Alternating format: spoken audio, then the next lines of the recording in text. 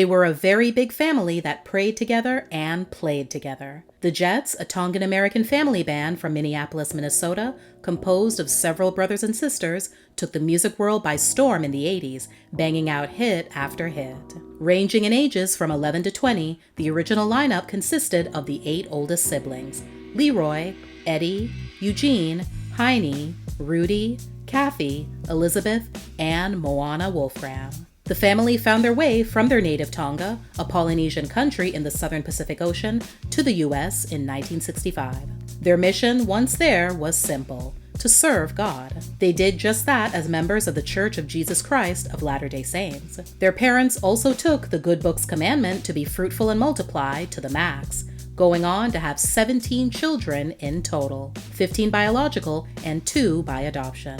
Naturally, since they were now living in the U.S., the Wolfgrams' musical influences began to center around other American family acts that were enjoying success in the industry, like the Jackson 5 and the Osmonds. In fact, the moment that their parents saw those groups performing on TV, they knew they wanted their own children to follow in their footsteps. Their father took the lead in acquiring all the necessary instruments his children would learn to play and assigned one to each of them. Their mother also got in on the act as a vocalist as the group took shape in the late 70s.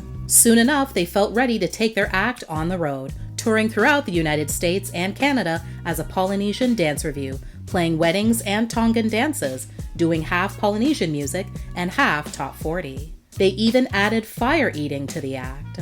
Things were going well until 1982, when they ended up stranded in Minneapolis after the chain of Hawaiian hotels they were hired to play at went bankrupt.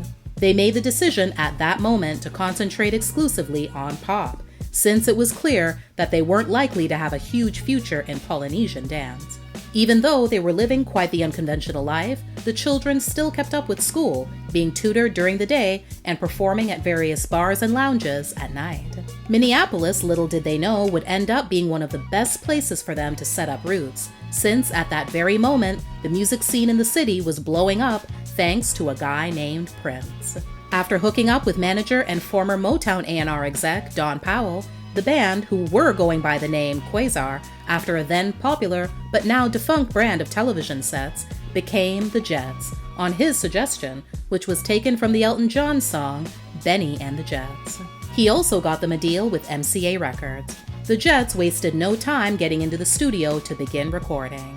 The band's debut single, Curiosity, dropped in 1985 and became their first top 10 hit on the R&B chart. Their self-titled debut album was released shortly after, proudly displaying the family on the cover art. That would be the first time the world would get to see what the band looked like, since the cover art of the single left a lot to the imagination. There's no denying that one of the main reasons the band was even able to be in the running to achieve such a feat as landing at the top of the R&B chart was due to a very clever and necessary marketing strategy of their label. MCA purposely avoided putting any images of the band on the single's album cover. They wanted to ensure that radio stations wouldn't mistake the members for being white, thereby ruining any chance of them getting airplay on black radio stations.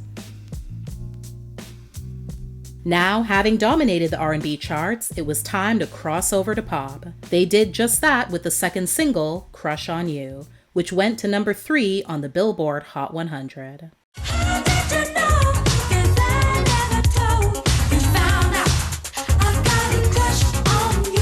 Their third single, Private Number, didn't do anywhere near as well as the other tracks, but the album's fourth and final single, called You've Got It All, would more than make up for it.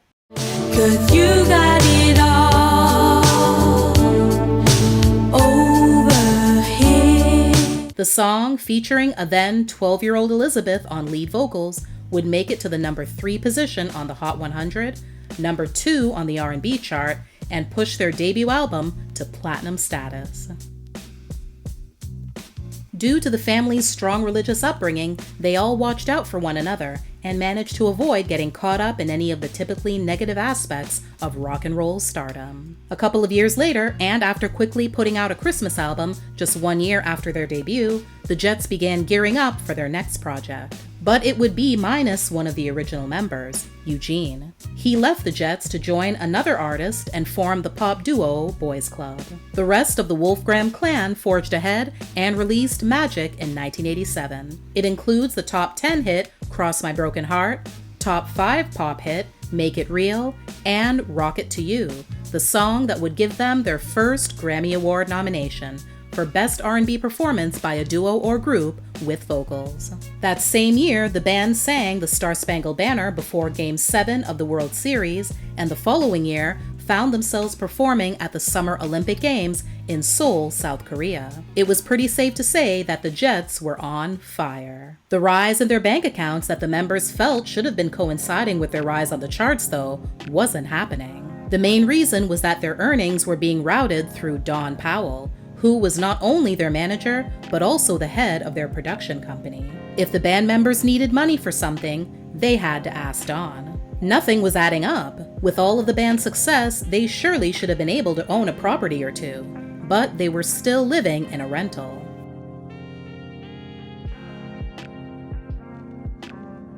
The siblings' father was also not happy about what he believed was a case of the band's manager funneling the Jets' money into other artists he had on his roster. Nevertheless, the band didn't have time to sit around and sulk. They had to start working on new material for another album. This time around, though, things wouldn't move so smoothly. The music scene was changing. Rap was beginning to get a lot more airplay on radio stations, which was a far cry from the Jets' signature sound. Believe, released in 1989, didn't produce any hits on any chart.